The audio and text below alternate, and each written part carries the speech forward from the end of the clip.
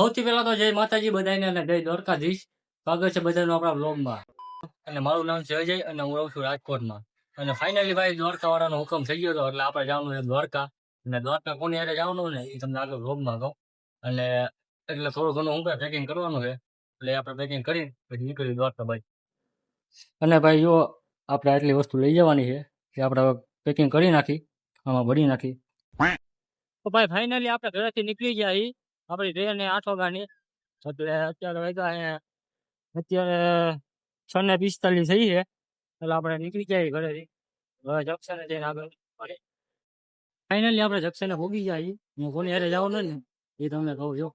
આ છે આપણો કલેજો, આ એક આ છે અને જો એક આ છે, એક આ છે, બીજો આ છે અને ત્રીજો એક અહીંયા છે. બધા આપણે જવાનું છે. હાલો આગળ જઈને મળીએ. ફાઇનલી આપણે આપણી સીટ મળી ગઈ, બે જાય અને આપણે બધા આપણે હે ને કલેજા છે.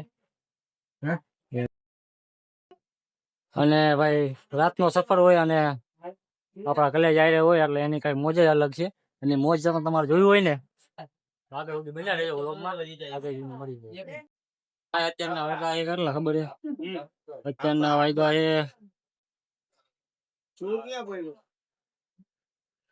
અત્યારના વાગ્યા 10 અને લાગી આપણને ભૂખ એટલે આપણે ને નાસ્તો કરવા બેસી ગયા. આ જો આમ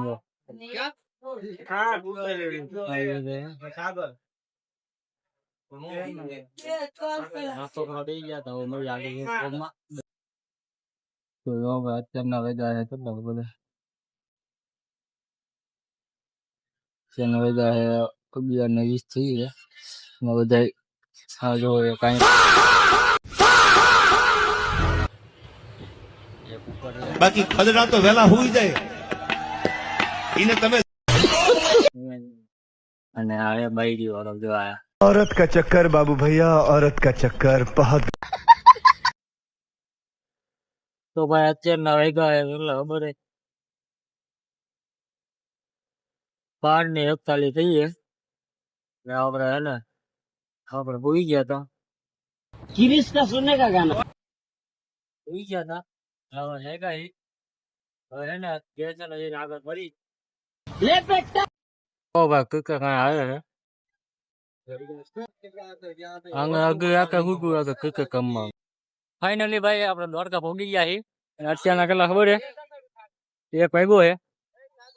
દ્વારકા પહોંચી ગયા છીએ અને હવે આવી છીએ. તો ફાઇનલી ગોમતી ઘાટે પહોંચી ગયા અને 52 ગીરની રચના કરી લીધા દર્શન. અને દર્શન કરીને હવે જવું દરિયા કિનારે, કેમ કે કોઈને આવતી નથી નીંદર એટલે હવે કાંઈક તો કરવું પડશે ને. તો ફાઇનલી ભાઈ દરિયા કિનારે આવી ગયા હતા. અને આને શું કહેવાય ને તમને ખબર હોય તો કોમેન્ટ કરી નાખજો. આજો આજો શું કરે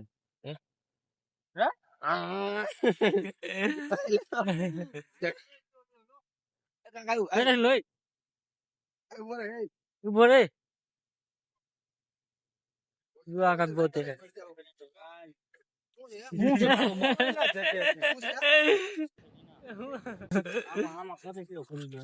શું કરી ગયું કરીશ આમાં આમાં નાખ તો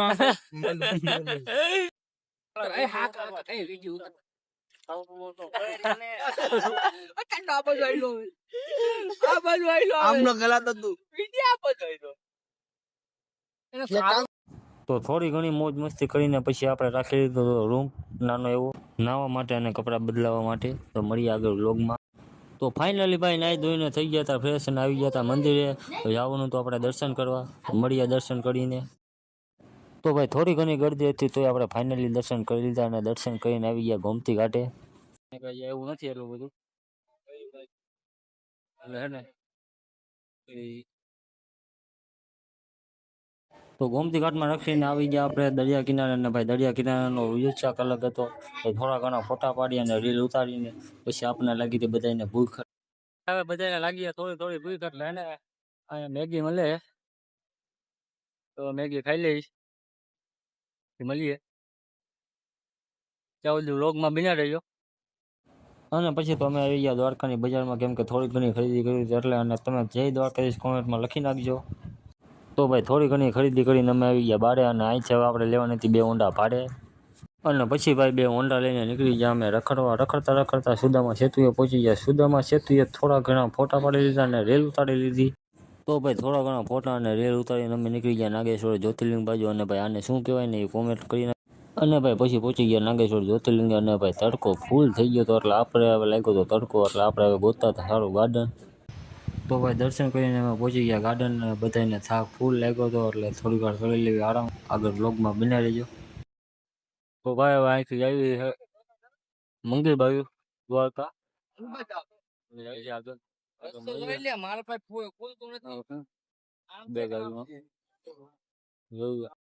મંદિરે પહોંચી ગયા ઈ.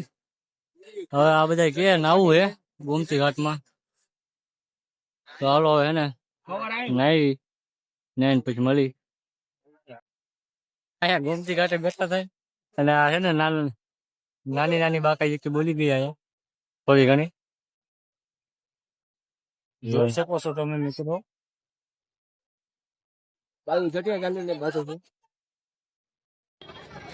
તો ભાઈ ફાઇનલી આરતીનો સમય થઈ ગયો હોય ગોમતી ઘાટનો.